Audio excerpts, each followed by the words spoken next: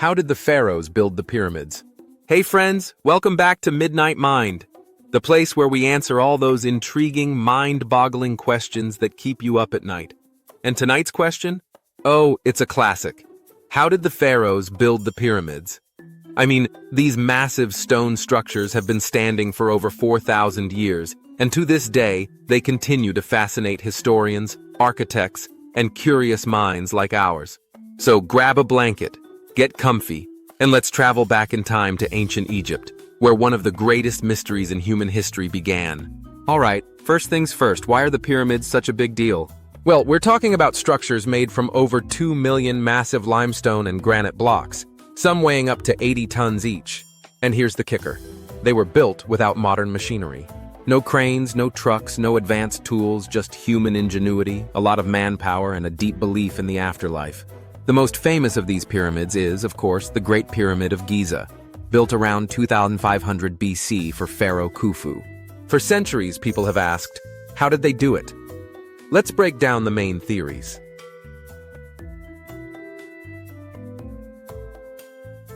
One of the key ingredients in building the pyramids was sheer manpower.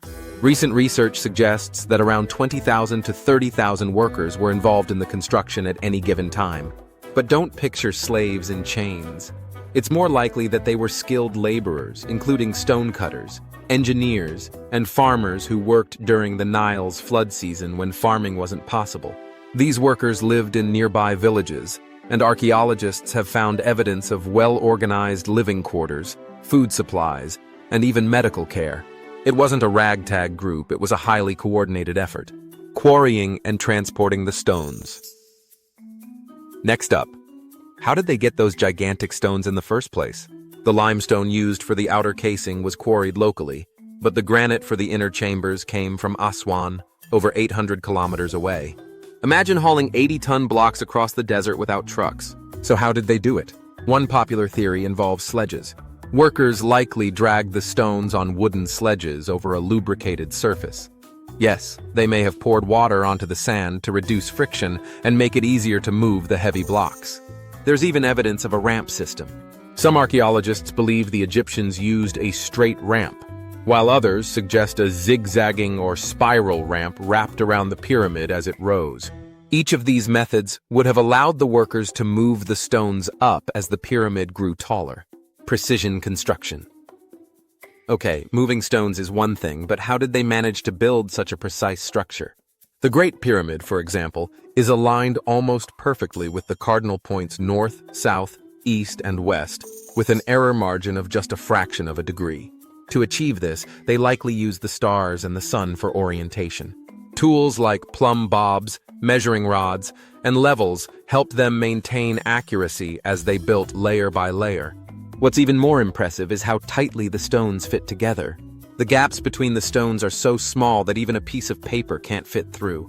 This level of precision is mind-blowing, especially considering they didn't have modern tools or blueprints. The final touch, the casing stones. Originally, the pyramids weren't rough and jagged like they look today. They were covered in smooth, polished Tura limestone, which reflected sunlight and made them gleam like giant jewels in the desert. Over time, most of these casing stones were removed for other construction projects, but a few remain at the base of the Great Pyramid, giving us a glimpse of how magnificent they once looked. So, how did they do it?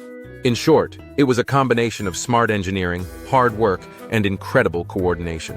While we may not know every single detail, we do know that the ancient Egyptians had a deep understanding of physics and geometry, and they were determined to create something that would stand the test of time. And guess what? They succeeded. Over 4,000 years later, we're still in awe of what they built. And that's it for today's question. If you enjoyed this journey into ancient Egypt, give this video a thumbs up, hit that subscribe button to join our Midnight Mind family, and drop a comment below with any random question you've been curious about. Who knows? Your question might be featured in our next video. Thanks for watching, and until next time, stay curious.